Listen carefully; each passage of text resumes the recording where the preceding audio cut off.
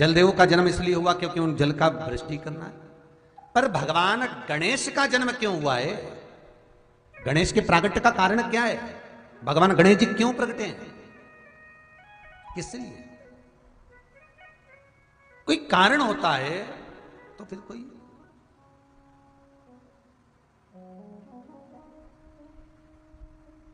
उस कारण को प्रकट करा जाए कि वो कारण है क्या, क्या कारण है, किस कारण से प्रकट हुआ है, किस कारण से। शिव महापुराण की कथा कहती है एक बार भगवान शंकर और मां जगत जननी पार्वती दोनों विराजमान, दोनों बैठे।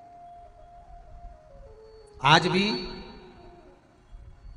वो जगह जहां शंकर और पार्वती बैठकर ये प्रसंग का व्याख्यान कर रहे हैं, वो जगह आज भी उत्तराखंड में, हिमालय राज की वो पावन धरा उत्तराखंड, उत्तरकाशी से, उत्तरकाशी जिले के एक छोटे से डोंडिया गांव में आज भी वो जगह है जहां शंकर भगवान माता पार्वती के साथ बैठकर गणेश जी के प्रागट्य का विषय रखे थे। बहुत ध्यान से सुनना आज की कथा। कल कई लोगों ने लिखकर मैसेज करा है कि गुरुजी ऐसी कथा कल की आपने व्याख्यान करा वो हमने बहुत पहली बार, जो शिव पुराण में वर्णन है, जो शास्त्रों में लिखा है वही शास्त्र प्रमाणित चर्चा अपन कर रहे हैं, वही फिर व्याख्यान, कुछ वेदों से कुछ शास्त्रों से फिर लेकर।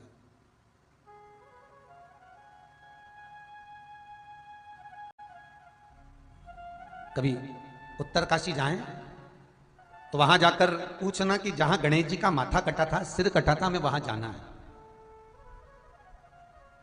इतनी सुंदर जगह। और आप मान लो नहीं जा पाए तो मेरा तो निवेदन है, कभी मौका मिले तो पुराणों में, शास्त्रों में उसको छानना, निकालना। शास्त्र पुराण में नहीं ढूंढ सकते तो मोबाइल पर ढूंढ लेना, यूट्यूब पे उस पर ढूंढ लेना, गूगल आदि पे जिस पे आप ढूंढ सकते उस पर ढूंढ लेना।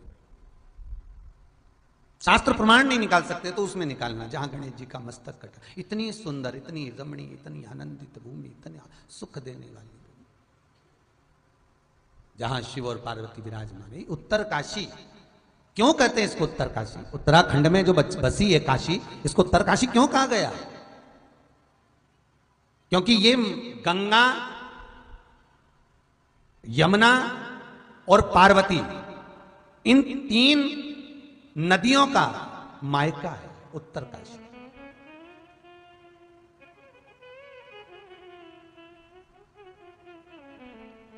एक काशी जहां पर भगवान विश्वनाथ विराजमान है, एक काशी जहां भगवान शंकर विराजित हैं। उस काशी में तो केवल गंगा है, वहां शिव भी हैं, गंगा भी है।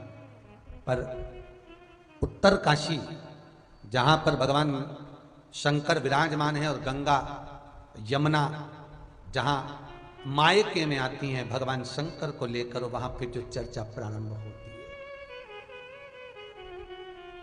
फिर जो व्याख्यान चालू होता है। उत्तरकाशी की दरा पर जो प्रसंग प्रारंभ हुआ, जो प्रसंग चला, आज माता पार्वती ने शंकर जी को देखकर कहा, भोलेनाथ जी आज बड़े प्रसन्न चित्त में दिख रहे हो आप। पति घर पर आया और बहुत मुस्कुरा रहा है तो पत्नी समझ जाती है जरूर कोई बात है, आज का हुआ क्या ये बता दो। और कभी कभी धर्म पत्नी भी बड़ी प्रसन्न दिखे तो पति समझ जाता है आज जरूर 1000-500 का नोट जाने वाला है।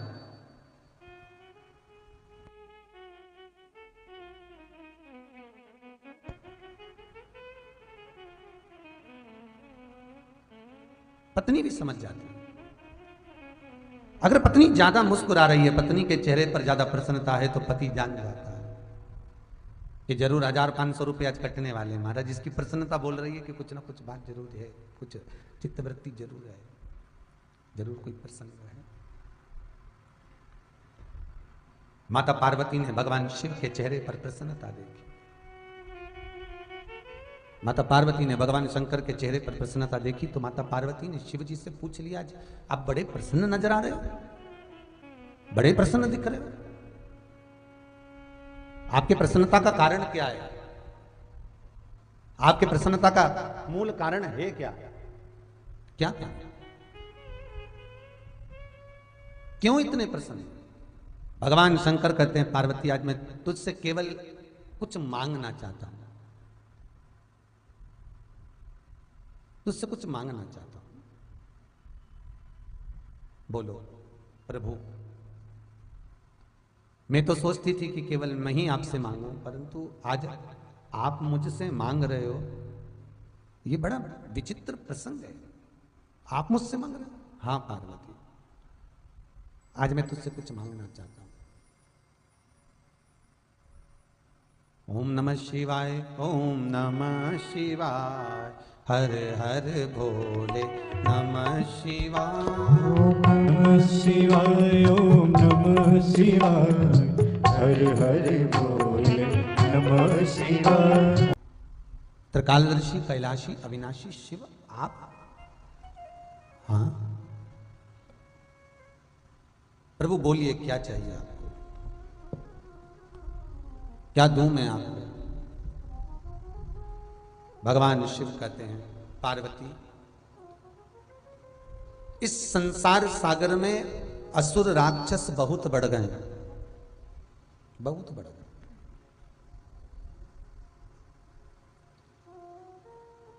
और असुर राक्षस इस संसार सागर में इतने बढ़ गए हैं, इतने बढ़ गए हैं, इतने बढ़ गए हैं कि इन असुर राक्षस जो कर्म करते हैं उसको कोई रोक नहीं पाता है।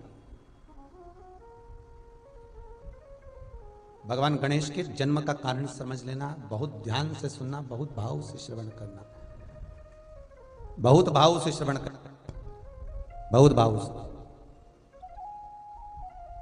पार्वती, हे जगत जननी, हे जगदम्बा, इन राक्षसों के संहार का, अब ठीक है जगदम्बा, इन राक्षसों के संहार का एक कारक बन सकता है कि ये जो कर्म करें उस कर्म में कोई रोक लगा दे, उस कर्म में कोई विघ्न डाल दे।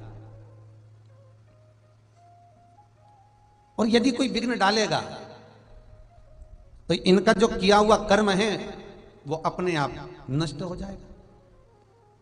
पार्वती जी, मैंने लक्ष्मी से कहा, मैंने ब्रह्माणी से कहा, मैंने इंद्राणी से कहा, सबसे विनय कराया,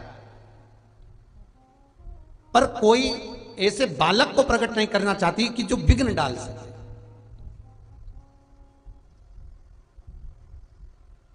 ऐसा बालक, पार्वती जी बोलती हैं भोलेनाथ से, प्रभु आप जानते हो आप क्या मांग रहे हो? शंकर भगवान बोले मैं जानता हूं। बालक मांग रहे हो वो ठीक है, पर बालक ऐसा मांग रहे हो जो कि संसार में विघ्न उत्पन्न कर दे। कौन पूछेगा उसको? कौन मानेगा उसको? कौन आदर देगा उसको? कौन सत्कार करेगा उसका?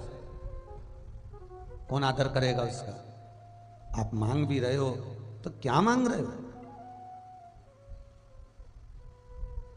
आप मांग भी रहे हो तो क्या?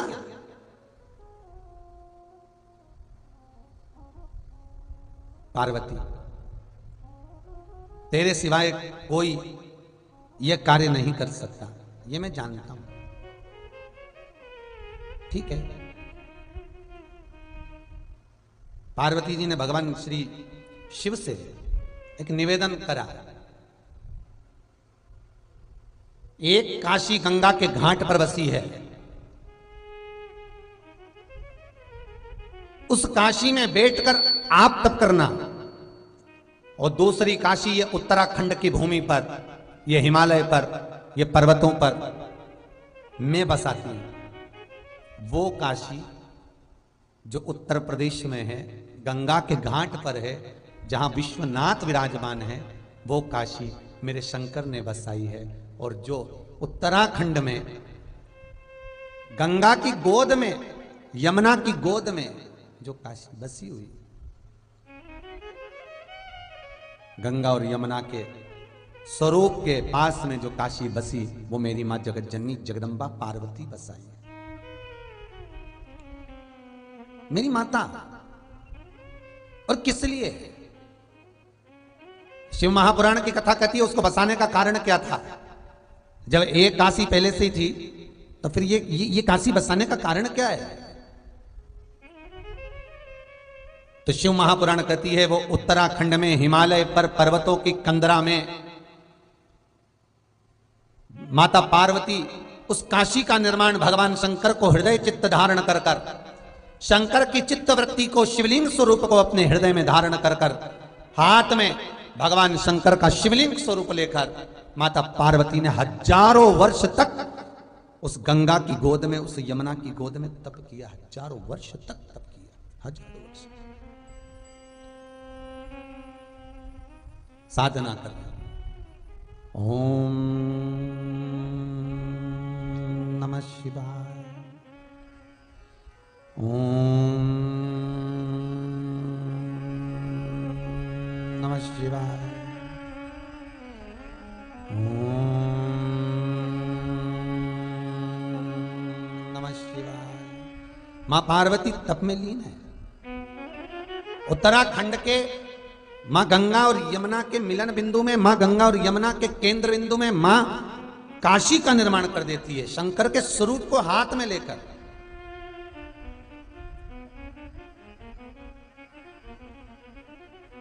कितना सुंदर व्याख्यान है। जो काशी हम दर्शन करने के लिए जाते हैं गंगा के घाट पर उत्तर प्रदेश में, वो काशी भगवान शंकर के हस्त कमल पर बसी है। जिस काशी का हम उत्तराखंड की भूमि पर उत्तर काशी का दर्शन करने जाते हैं वो माता जगत जननी के हस्त कमल पर बसी है। इसलिए शायद उसको देवभूमि कहते हैं, क्योंकि वहां देवता स्वतः निवास करते हैं। जिसके हस्त कमल पर स्वयं शंकर की भूमि का निर्माण हो जाता है वो सहज नहीं हो सकती, सरल नहीं हो सकती, तो सहज नहीं।